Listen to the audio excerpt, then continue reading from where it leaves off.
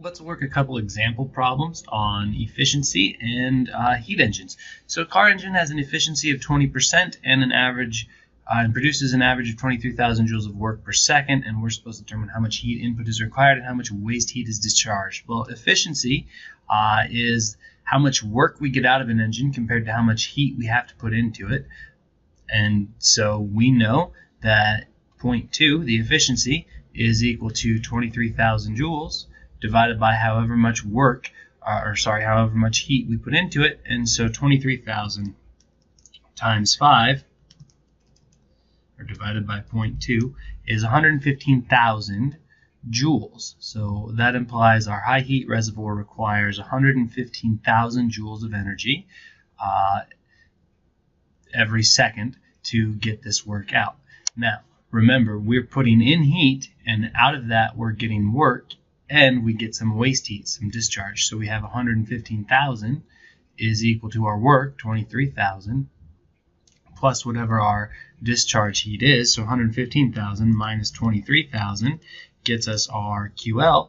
QL is equal to 92,000 joules. Steam engine operates between 500 and 270 degrees Celsius. What is the maximum efficiency of this engine? So we have our ideal efficiency, which is given by 1 minus the low temperature reservoir divided by the high temperature reservoir. This is also called Carnot efficiency, but we do have to make sure that these temperatures are in Kelvin, because heat is proportional to Kelvin temperature, not Celsius temperature. So plus 273 is 773, and plus 273 is 543. So we're going to take 1 minus 543 over 773, and we'll multiply that by 100 to make it 8%, and we get about a 30% efficient for a maximum efficiency. So if this thing is not wasting any heat doing anything else, it's just being as efficient as it possibly can be, this engine can only change 30% of the energy we put into it into mechanical energy or work. An engine manufacturer claims that its engine requires a heat input of 9 kilojoules per second at 435 K and a heat output is 4 kilojoules at 285 K. Is this possible? Well, let's check. Its ideal efficiency, the best it can possibly do, is 1 minus its low temperature divided by its high temperature. And so this is equal to 1 minus 285, the temperature, the heat discharge at low temperature, compared to the 9 kilojoules put in at 435. So 285 divided by 435, 1 minus that, and we get a 34.5% efficiency. So the best this engine can possibly do is 34.5%, but the manufacturer claims that we're getting out a heat output of 4 kilojoules. Now remember, work plus discharged heat is equal to the heat input. That's conservation of energy. We can't get out any more energy than we put in. And so that tells us that we have work is equal to QH minus QL. And we have 9 kilojoules per second for our high heat, so 9,000 joules, minus our low heat, 4,000, gets us a work of 5,000 joules every second. And so if we actually see what the manufacturer claims that the efficiency is, work over QH, we see the manufacturer claims 5,000 over 9,000, which we get 56% efficient, and that is not possible. The best this engine can do is 34.5% of its heat energy is converted into work. The engine manufacturer claims 56% of its energy is converted into work. Not possible. Okay. And then we're going to look at some coefficient of performance COP problems. And these are for refrigerators. Now remember, the goal of a refrigerator is to use work to remove heat from the low temperature region. So the coefficient of performance is given by how much heat can be removed by a given amount of work. This is air conditioners and refrigerators. If you see a problem about a heat pump's job is to move heat from a low temperature to a high temperature, but we're not interested in how much heat gets moved out.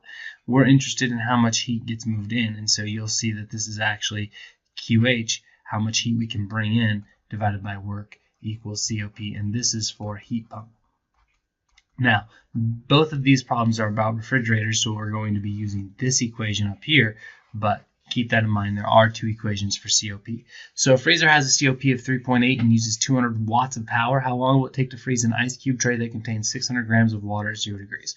Well, to freeze liquid water at 0 degrees, we need to remove heat, heat equal to its latent heat of fusion. So this is 600 times the latent heat of fusion, 333 grams per cubic centimeter, which is 600 times 333, 199,800 joules. And then we know that COP is equal to the heat removed divided by the work done. And so we get 3.8 is equal to 199,800 over work. And so we can see our work is 199,800 divided by 3.8. And we get a work of 52,580 joules. Now, the question doesn't ask how much work it takes. The question asks how long does it take. But we know power is work over time, or time is work divided by power. And so if we have a 200-watt motor doing this work, we can take our 52,580 joules of work and divide it by our 200 watts. And we see that this takes about 263 seconds, or just over 4 minutes. A restaurant refrigerator has a coefficient of performance of 5 if the temperature in the kitchen is 29 degrees, what is the lowest possible temperature inside the refrigerator? All right, so we've got to be careful with this one. We know COP is equal to QL over W. But we also know, QH is equal to work plus QL, which means work is equal to QH minus QL. And we're going to make that substitution. So we can say COP is equal to QL over QH minus QL. But we know that heat is proportional to temperature in Kelvin. So this is equal to the low temperature divided by the high temperature minus the low temperature. And so we can take 5 is equal to our low temperature, and that's what we're trying to find. What is the lowest possible temperature we can get? If the high temperature, it's pumping this heat out to the kitchen, which is at 29 degrees Celsius. Remember, we do need that in Kelvin, plus 273. So 302 minus the low temperature.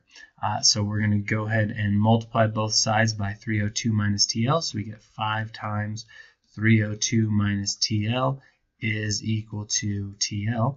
1510 minus 5TL equals TL, or 1510 equals 6TL, and we'll divide 1510 by 6 to get our low temperature.